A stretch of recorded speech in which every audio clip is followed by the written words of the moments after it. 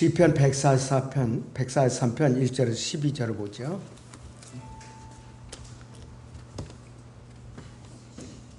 시편 143편 1절에서 12절을 같이 보겠습니다.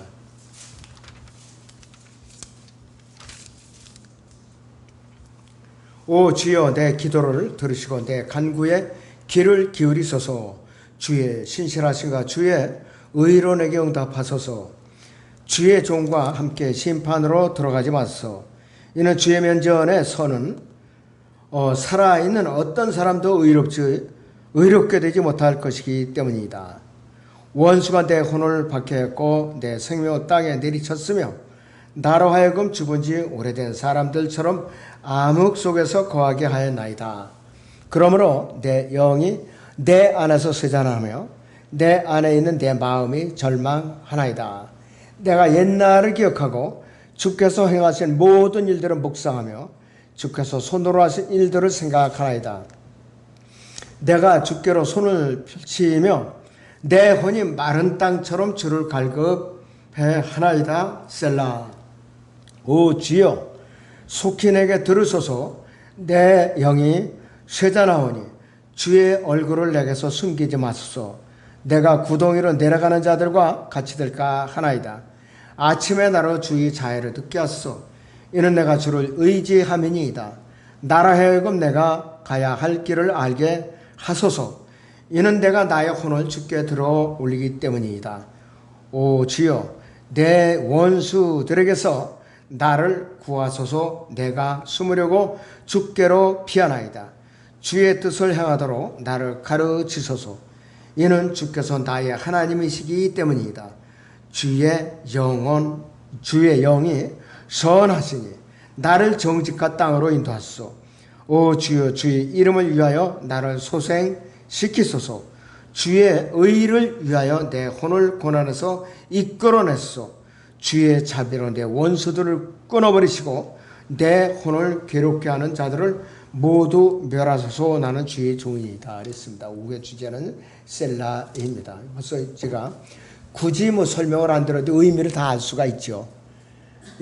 대환란을 주제라고 해요. 대환란의 배경입니다. 이것이 주님의 재림과 또 이들이 주님의 재림을 간절히 기다리면서 적그리스도를 피해서 페트라에서 3년 반 동안 주님의 이제 지상 재림을 기다리면서 고난을 견뎌내는 것이 이 배경에 깔려 있는 것이에요.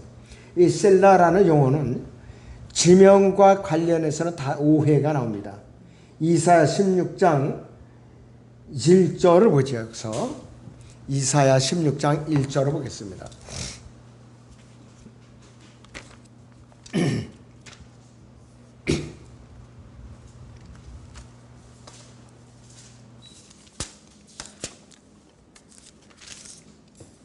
너희는 그 땅의 치리자에게 어린 양을 보내되 셀라에서부터 광야로 시온의 딸이 산으로 보낼지니라 그랬습니다. 왕의 대로가 예수님께서 시내산에 재림하시면 올리브산에 정상으로 오셔서 예루살렘 동편문으로 오실 때까지 셀라라는 이 지역을 경유하게 돼 있어요. 지명 이름으로 5번이 나오고 또 사람의 이름과 관련해서는 11번 나옵니다. 그리고 교리적으로 재림과 관련해서는 시편 3편 2절 4절 8절 4편 2절 4절 등 이 재림과 관련해서 72회가 나고요. 또 하박국서에 3회가 나옵니다. 하박국 3장 3절 9절 13절에 나오고 있습니다. 하박국 3장의 13절을 보죠. 하박국 3장의 14절을 봅니다.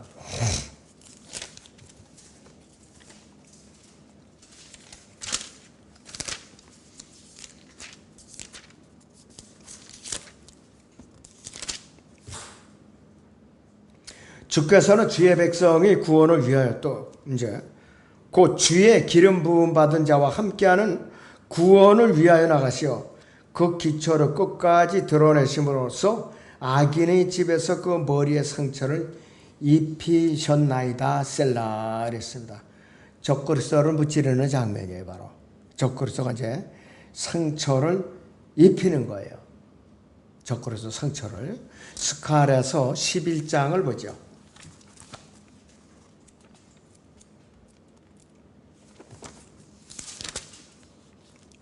17절을 보죠. 양떼를 버려둔 우상 목자에게 화 있으리라.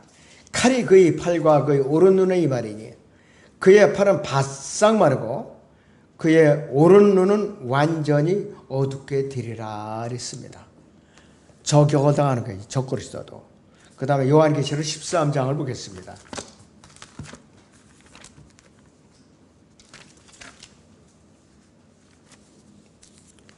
자, 요한계시록 여기 또 13장을 보니까 13절부터 보지요.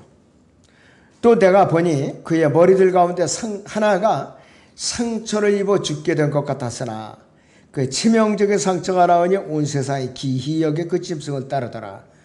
사람들이 그 짐승에게 권세를 줘 용에게 경배하고 또 그 짐승에게도 경배하며 말하기를 누가 그 짐승과 같으면 누가 감히 그와 더불어 싸울 수 있으리오라고 하더라 그랬습니다.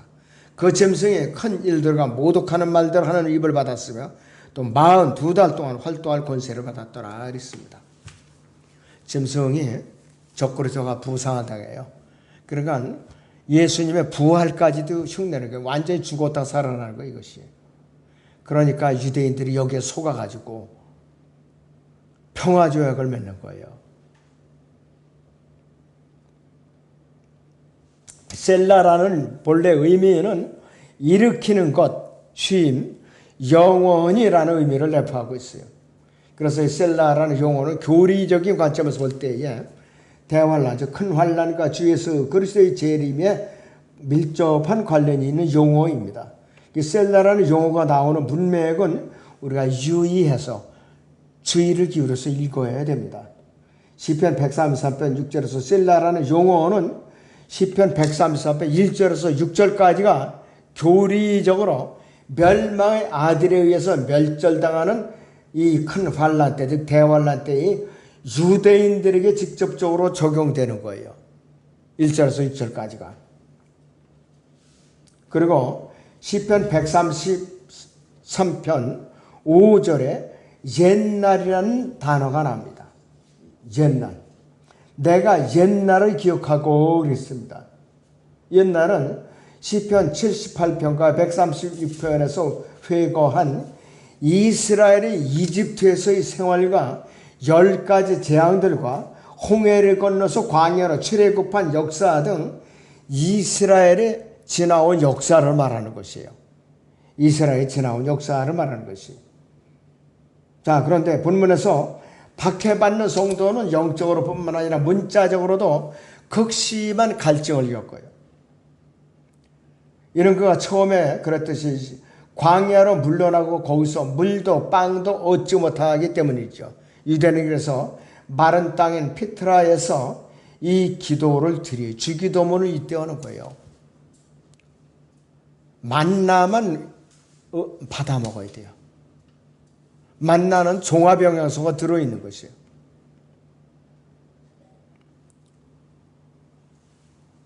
그래서 이 만나라는 용어는 바빌론 용어로는 어느 신의 이름의 신의 이름. 자, 예레미야 애가 5장 9절을 보죠.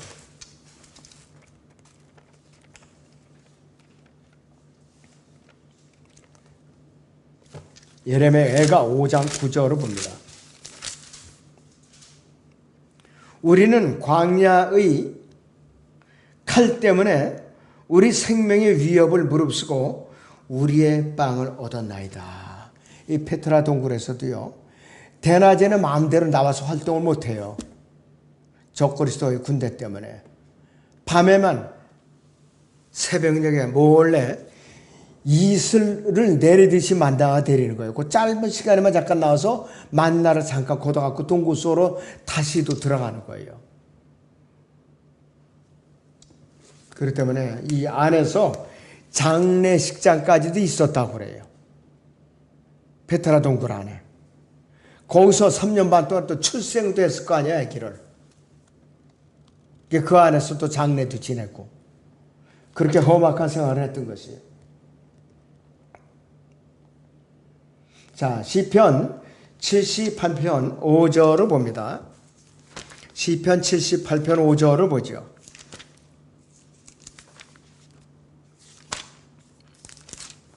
(78편에) 15절을 봅니다. 그는 광야에서 반석도로 쪼개시어 크고 깊은 곳에서 나는 마실 것을 그들에게 주셨도다 그랬습니다. 그는 또한 반석에서 시냇물을 내시고 물들이 강같이 흐르게 하셨나이다 그랬습니다. 저는 그래서 이 이스라엘의 남은 자들이 그 광야 동굴에 가서 어떻게 3년 반을 버텼을까? 여러분들 한 가정이요, 5인 가족을 치더라도 한 가정이 하루에 쓰는 물량이 얼마나 많겠냐 이거였어. 샤워해야죠, 대소변 보고 내려야죠, 밥 해먹어야죠, 물 마셔야죠. 그 물만 해도 엄청난데 이 수많은 인원이 어떻게 지냈을까? 참 상상이 가질 않아요. 하나님의 은혜예요. 하나님의 은혜. 저는 만나에는 적절하게 사람들이 탈진하지 않도록 수분이 이제 충분하게 들어있을 것 같아요. 만나가. 이 만나를 갖고 사람들이 요리를 만들어서 먹었죠. 습기가 없으면 안 되잖아요, 이것이. 전부 다. 하나님의 특별한 은혜입니다. 그래서 이 이스라엘 백성은 출애굽기와 민수기에서 마찬가지로 초자연적으로 물을 얻어야만 되는 거예요. 초자연적으로. 이사야 41장 17절을 봅니다.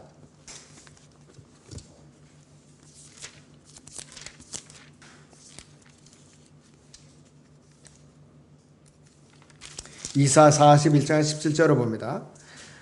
가난하고 궁핍한 자들이 물을 구하는데 물이 없어서 그들의 혀가 갈증을 얻어펴면 나 주가 그들을 들을 것이며 나 이스라엘의 하나님의 그들을 버리지 아니할 것이라. 하나님의 특별한 은혜로서 탈진하지 않도록 돌보실 것 같아요. 어떤 방법으로 물을 공급할지는 모르지만은 이사야 49장 10절을 보겠습니다.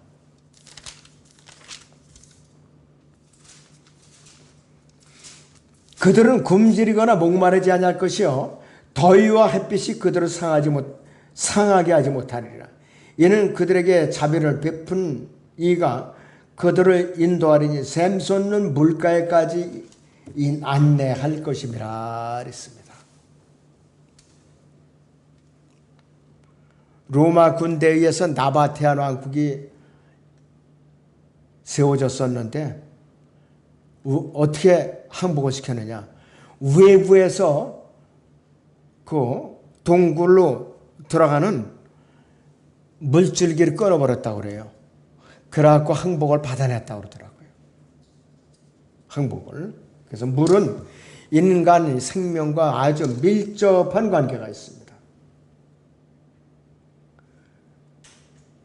자, 그래서 사람 자체가 태어날 때 수분으로 태어나는 거예요. 물기를 갖고 태어나는 거예요. 일반 물은 H2O죠, 화학기호로. 그런데 모태의 양수는 무엇인가? H3O예요. 이거는 정말로 세상에 어떠한 순수한 물보다도 더 순수한 물이에요. H3O가. 그렇기 때문에 굉장히 물은 소중한 것이죠. 영적인 의미의 구원을 바라는 성도의 영적인 행동인 것처럼 말끔하게 위장되어 있는 내용이 실제 교리적으로는 환난 성도의 기도예요. 요즘 주기도문 갖고 많은 교회들이 잘못 가르치고 있잖아요. 전혀 우리하고 관계없는 기도라고 그랬죠. 시편 143편 6절, 8절, 12절에 나오는 이 혼은 시편 142편 4절의 혼과 마찬가지로 구약에서는 그 사람의 혼이면서도 동시에 육체적인 생명이라 이것이 왜? 구약에서는 십자가 이전에서는 몸은 영이 이렇게 붙어 있었거든요. 예수 그리스도의 갈보리 십자가 이전까지 몸은 영이 붙어 있었어요. 그러니까 사람이 구약에서 죄를 졌다 하면은 물론 손발 다 죄를 졌겠지요. 그런데 바로 혼이 붙어있기 때문에 구약에서는 혼이 바로 죄를 지는 거예요. 근데 거듭난 성도들, 갈보리 십자가 거듭난 성도들은 몸은 영이 분리되어 있기 때문에 원칙적으로 혼이 죄를 지는 것이 아니라 몸이 죄를 지는 거라 이것이에요. 그래서 이 관계가 너무나도 밀접하기 때문에 사도 바울은 혼을 자기 남편에게 결합되어서 그와 한 육체가 된 아내에게 비유를 한 것이에요. 그 남편은 바로 육신의 몸이었다. 거듭나기 이전에 성도들의 남편은 육신이에요. 거듭난 후에 성도들의 남편은 누구냐? 예수 그리스도입니다. 자, 시편 7편 15절이나 9편 15절이나 143편에서 셀라가 나타난 뒤에 나오는 환란에 대한 주제를 살펴보면은 첫째는 143편 7절에서 구덩이로 내려가는 이랬습니다. 구덩이. 이 구덩이는 요한계시록 9장 2절이나 요한계시록 20장 1절에 2절, 특히 시편 7편 15절이나 9편 15절, 이사야 14장 15절, 그 다음에 이사야 24장 17절, 18절, 21절에 나오는 그런 구덩이인데 적그리스도는 그가 판 구덩이에 스스로 빠지고 만다 이것이에요. 이 구덩이는 교리적으로 볼 때 끝없이 깊은 구렁으로 말하는 것이요. 끝없이 깊은 구렁. 이사야 14장 15절을 봅니다. 이사야 14장 15절을 보겠습니다.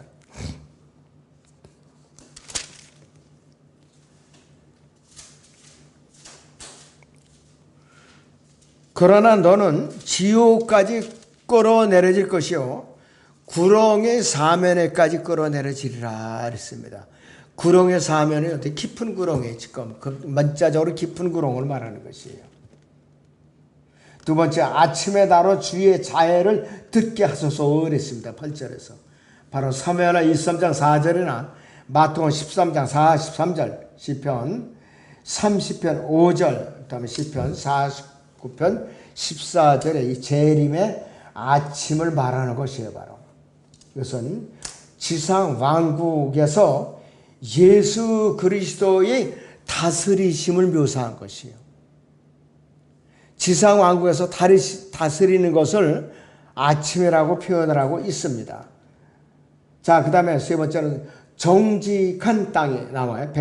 시편 143편 10절에서 이 땅은 어디를 말하는 것인가? 본문에 나는 그리스도인이 아니에요. 분명히 환란을 통과하거나 구약 성도들을 말하고 앞으로 대환란 때 환란을 통과할 유대인들을 말하고 있는 것입니다. 그리고 또 하나님께서는 자비로 우리의 모든 원수들을 끊어버리지 않고 계시고 또 우리의 혼을 괴롭게 하는 자들을 모두 멸하지 않고 계시지만은 우리는 이미 소생되었다 이렇게 얘기하는데 여기서 우리는 대환란을 통과하게 될 유대인들을 말하고 있는 것이에요. 바로. 그런데 여기서 정직한 땅은 이 땅에 세워질 지상 천년 왕국 기간 동안에 팔레스타인 땅이나 아니면 요한계시록 20장 이후에 새 땅을 말하는 것이에요. 두 가지가 다 적용이 됩니다. 두 가지가.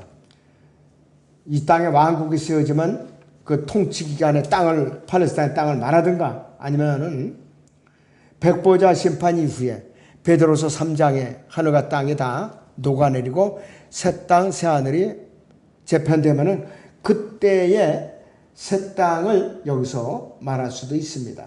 신약에서 약속의 땅은 이스라엘이 차지할 팔레스타인 땅인데 메시아께서 시온산에서 다윗의 보좌에 앉으실 의로운 땅이 되기 때문에 정직한 땅이라고 불리는 거예요.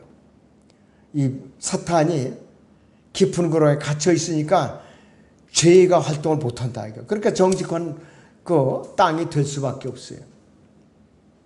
네 번째, 시편 143편 12절에 종은 교리적으로 요한계시록 6장 9절에서 12절에 언급된 종들인데 이들은 환난 성도들이에요. 유대인 환난 성도들 특별히 그 중에 이들은 육령일표를 받지 않고 끝까지 믿음과 행위로서 주님을 배반하지 않은 사람들이에요. 그러니까 짐승을 별을 받지 않으니까 적그리스도에게 이 사람들은 순교를 당한 사람들이에요. 그렇기 때문에 이들을 말하는 것이고 환난 성도로서 그가 처해 있는 고난은 야곱의 고난의 때를 말하는 것이고 그것은 롯이 날들과 같은 때로서 그때 롯은 자기의 육체적인 생명을 혼인하고 말하고 있는 것입니다. 다음 다섯 번째는 이 시편 143편의 기록자 다윗이라고 이제 알고 있어요. 그는 그의 원수들을 피해 숨으려고 달아나고 있는데 이 대환란 기간 놓여진 이스라엘의 남는 자들의 예표라 이것이 바로 자 요한계시록 12장을 보죠. 6절 14절을 봅니다.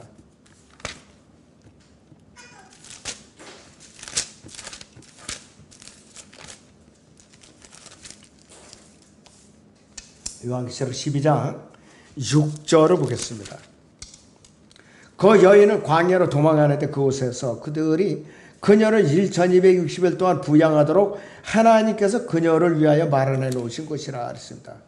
그래서 그 여인은 이 앞으로 환난 기간에 페트라로 피신할 유대인 남은 자들을 말하는 것이에요.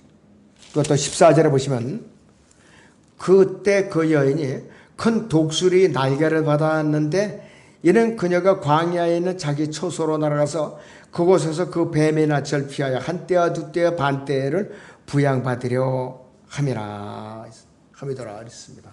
한때 두때 반때 1년 2년 6개월 합해서 3년 6개월입니다. 그러면 왜 큰 독수리의 날개를 하냐면은 피난 가는데 너무나도 급박하게 피난 가니까 시간적이 없기 때문에 이 비행기를 동원한다고 그래요. 그 많은 사람들을 무더기로 실어날 비행기를 동원한다고 그래요. 얼마나 급박한 상황이냐. 마태복음 24장을 잠깐 보십니다. 마태복음 24장.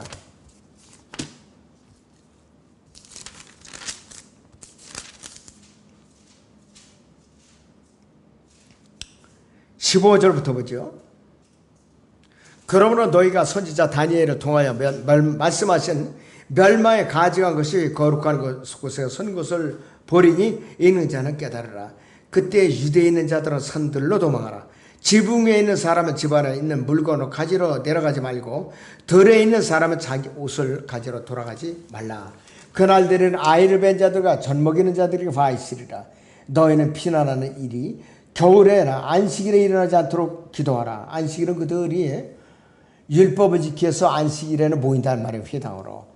이는 그때 대환란이 있으리니 그와 같은 것은 세상이 시작된 이후로 지금까지 없었으며 또 결코 없을 것이기 때문이라. 만일 그 날들이 단축되지 아니하면 그 어떤 육체에도 구원받지 못하리라.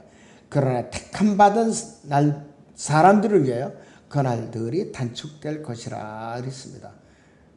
여기서 15절에서 멸망에 가증한 것이 거룩한 곳에 선 것을 버리니 그랬어요. 적그리스도가 환난 성전에 앉아있는 것을 보고든 바로 이것을 말하는 것이요.